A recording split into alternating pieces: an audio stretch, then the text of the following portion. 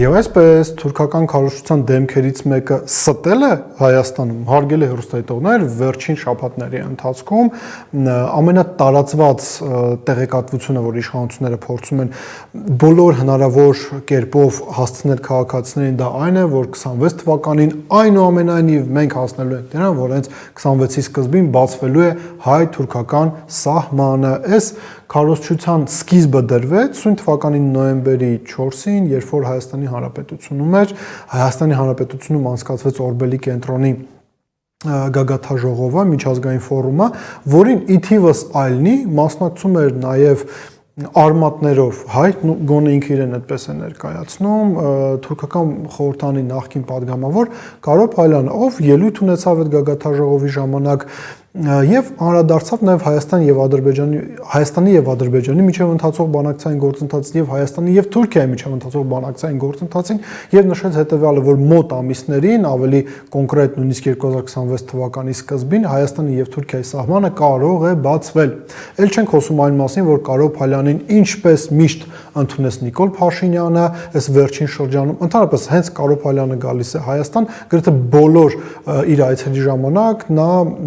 հնարավորություն է ստանում շփվել Նիկոլ Փաշինյանի հետ, մտքեր փոխանակել Նիկոլ Փաշինյանի հետ։ Հիմա ինչ է արել իշխանական պետական քարոզչությունը այս հայտարարությունից հետո իրենք փորձում են ներկայացնել հետեւյալը, որ այո, իշխանությունների ընտրած մարտավարությունը ճիշտ է, թեև մենք անդադար գնում ենք զիջումների, բայց մենք հասնում ենք մեր նպատակին եւ շուտով Հայաստանի եւ Թուրքիայի միջև սահմանները բացվելու են։ Պարզ է, որ սա ի թիվս այլի նաեւ ուղղված է նախընտրական քարոզչությանը նախապատրաստել մեր հասարակությանը, փորձել համոզել, որ իրենց ընտրած այսպես կոչված խաղաղության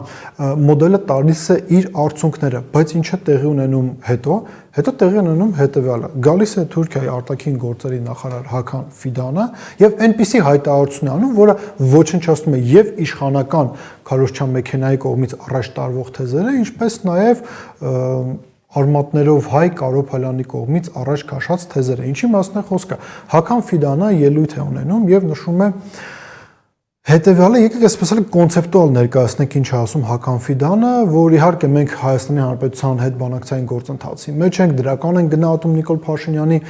գործողությունները, քայլերը, բայց Հայաստանի Հանրապետության հետ հարաբերությունների հաստատումը կարող է լինել միայն այն բանից հետո, երբ որ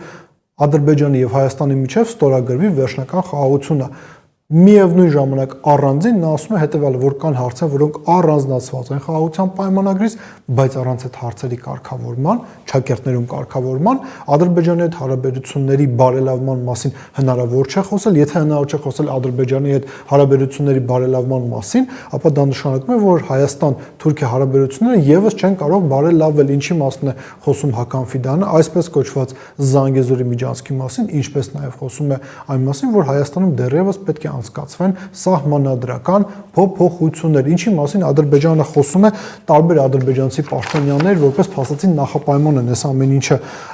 ամեն ինչը առաջ քաշում, այստեղ մնում է միայն արձանագրել հետեւյալը, որ զուտ տրամաբանությունը նաև հուշում է, որ մոտ ապագայում կարճ ժամանակահատվածում հնարավոր չի լինելու եւ սահմանադրությունը փոխել եւ այսպես կոչված Զանգեզուրի միջանցքը դրա Թրամփի ուղի անվանես, թե ինչ են ուզում ես անվանես,